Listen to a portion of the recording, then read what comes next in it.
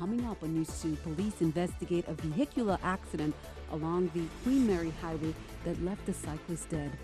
Why are we discovering so many big snakes on St. Croix? Last month, we reported on 2 sightings. Hear what DPNR officials have to say.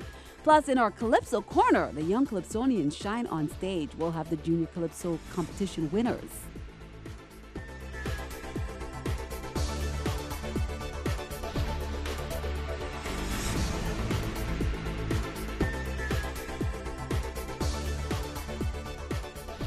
Hello, welcome. Thanks for joining us on this edition of News 2. I'm Sandra Dumansing, topping our newscast. Last week, we told you about a large snake that was discovered on a homeowner's property and the possibility that there might be more out there. Well, today, we spoke with a fish and wildlife expert who answered our questions and told us what you should do if you encounter a snake. News 2's Erica Parsons has more. They're not supposed to be here. Dr. William Coles has noticed an increase in snakes on St. Croix. I guarantee we've got a snake problem. The first snakes that we caught were around 6 feet, and now we're catching snakes around 4 feet. Nearly a dozen red-tailed boa constrictors have been reported and found on the western end of the island. One of them actually had eggs in it. The eggs had not been fertilized yet, but the female was producing eggs, and if she had mated with a male, they could have young this year. Dr. Coles has been searching for snakes locally for more than a decade. It's only since 2012 that he's found more than 10, and he suspects people have been letting them go. We're very, very worried about things that have been let loose. You look at what's happening to Florida with the boas and pythons that have been let loose in the Everglades, and that is a disaster that's happening. The red-tailed boas aren't venomous, but they can be dangerous. They eat birds, mice, rats, things like that. The problem is our local birds aren't familiar with snakes. So the boas can come in and eat them and actually cause a lot of damage to our environment, to our farmers eating baby animals. All snakes that are brought to the territory should be tracked. Any snake that is imported into the territory requires a permit from both agriculture and fish and wildlife. Every snake that is permitted is required to have a tag, so that if the snake does get loose in the event of a hurricane, a storm, or a burglary, anything, we can go and say, okay, the snake belongs to you, and get the snake back to you. Experts don't advise people to get too close. Call the proper authorities who can contain them. First of all, don't touch it. Everything we've had is a red-tailed boa. And yeah, they can bite. They'll draw blood. They're not venomous. And what they do is they bite and then constrict. So they squeeze. You don't want that to happen to you. So the best thing you can do is actually to watch the snake, call 911, call DPNR, and we'll try and get someone out to the snake as soon as we can. Erica Parsons, News 2. Again, if you see a snake, call authorities immediately. If you own a snake, Fish and Wildlife officials urge you to take it to their office or the Department of Agriculture to have it tagged and permitted. St. Croix's 3rd and 4th graders celebrated Earth Day Wednesday. Hundreds marched in the annual litter stomp from Waste Management to the St. George Village Botanical Gardens, where the Eco Fair was being held. Dozens of agencies offered presentations about taking care of where we live. I've been enjoying the Earth Day Fair because it was great, and we did a lot of activities. You were seeing flowers, presentations, and we were doing a presentation. It's good to see in their eyes when you ask them about what's a natural resource. They react and they think about it, and they're actually able to figure out, okay, this is, they weren't thinking about it before, but Earth Day is a time when you get to ask them questions, get them involved, and then they start thinking about it and processing and better understanding the natural resources that are there, and then what people do and what needs to be done to protect them. Well, Commissioner of Education designee Dr. Sharon McCollum encouraged all schools in the territory to participate in Earth Day events today. She said Earth Day is important because it reminds us to modify our consumption practices to conserve natural resources, and it teaches us how to preserve our environment, the earth. Antilles School also held an Earth Day celebration. Students on both sides of the campus were involved in a massive effort to distribute hundreds of potted plants to the toddlers through 12th graders. Distribution tables were set up for students to pick up, while members of the Antilles Green Team, who spent the last few months potting seedlings and indigenous plant slips, visited each classroom to share some inspiration. Teachers are recognized across the nation during the first week in May, and Senator Kenneth Gittens is calling for a similar observance locally. He's asking Governor Mapp to declare it by proclamation and resolution. We entrust teachers with molding, nurturing, and being the individuals who have the greatest impact on the success of our youth. I want to applaud our teachers, for they are the ones who can motivate a student at a young age to realize the value in learning and a solid education, as they provide a great service not only to that child but also to our society. I have asked the governor to declare the observation by proclamation and issue a resolution to honor and commend our teachers. They tamed the shrew, discovered the fault in our stars, and wandered the forests of A Midsummer Night's Dream. Students from 9 schools across the territory gathered at the Historical Theater in Tillett Gardens last week for an event that was much ado about Shakespeare. News 2's Monica Jonigan was there and files this report. They laughed, waged war, cast spells, and died on stage, bringing new life to the works of William Shakespeare during the 11th production of the Historical Theater's Shakespeare Festival. New York actor Jonathan Steinberg is the program's artistic mentor. He's fabulous with children, and he guides them. He suggests a play depending on their age range, and suggests a scene, helps them edit it, and then he, if they need it, if they want it, he then comes in again to help direct it a bit.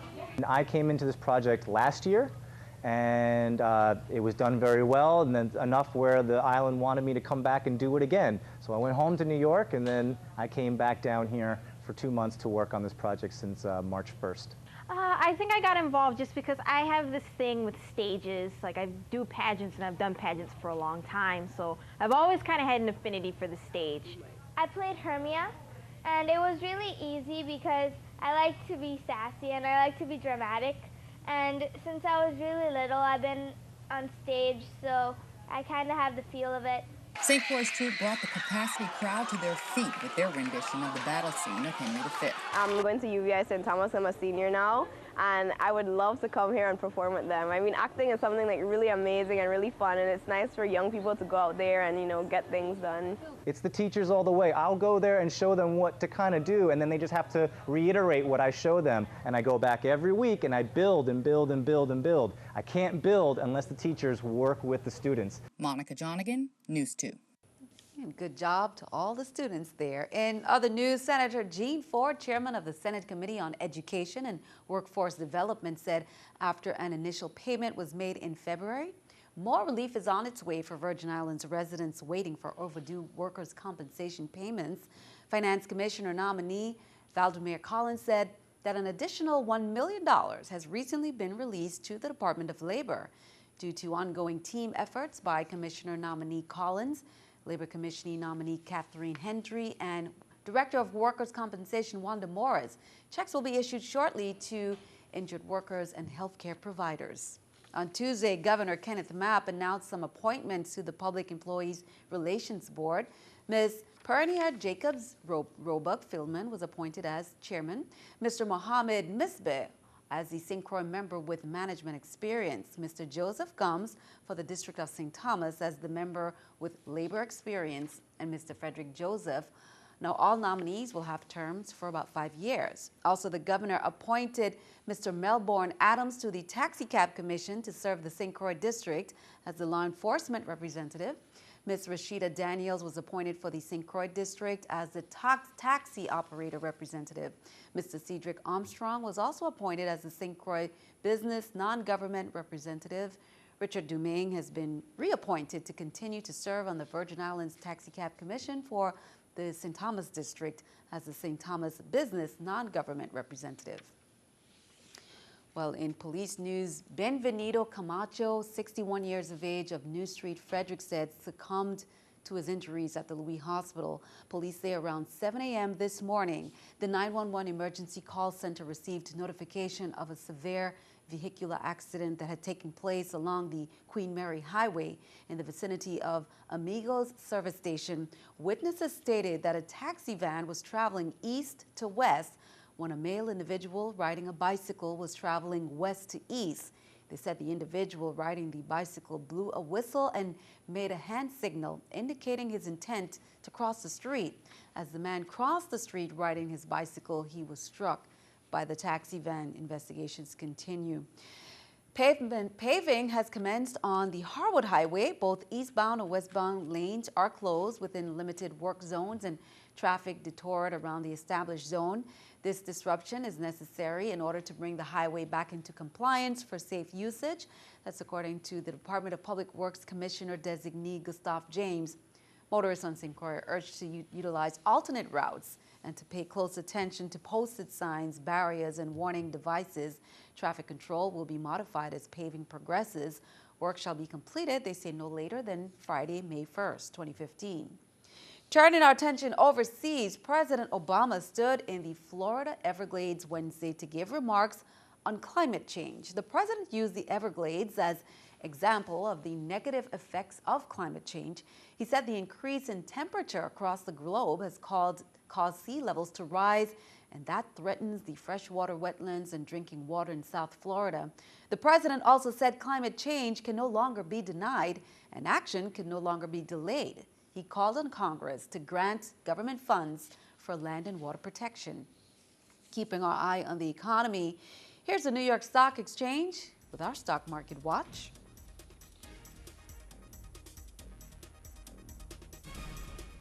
The Dow, Nasdaq, S&P all up. The Dow 88, Nasdaq 21, S&P 10.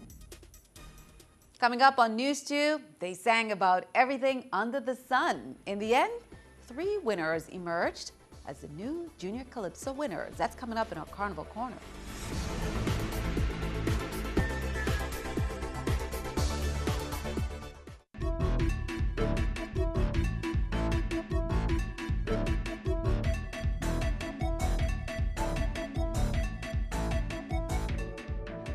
Time for our Carival Corner. Our young Calypso artists took to the stage Tuesday night at the Lionel Roberts Stadium and got a roaring response from the crowd. But the Junior Calypso crown could only go to 3 in 3 different categories. In the primary division, Jassy Narcisse, or the Mighty Jassy, won the crown with a song entitled Who Built a Foundation for Me. The intermediate division crown went to Prince Short Shirt, Nikhil Emmanuel for Son of the Arts, while the secondary division crown was taken home by King Maurice Hansby.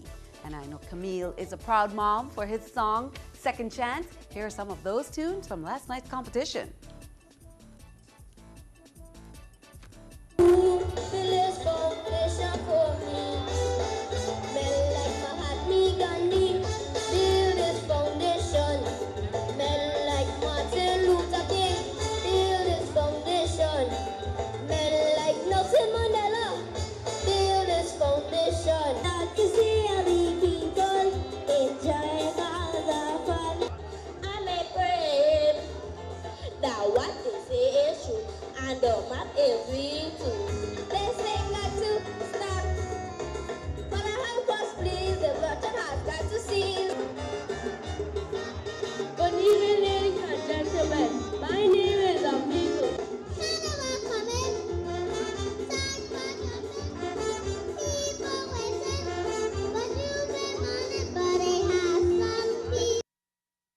Again, congrats to our little winners there. Wednesday night is slated as cultural night. Lots of cultural wear, and that's tonight.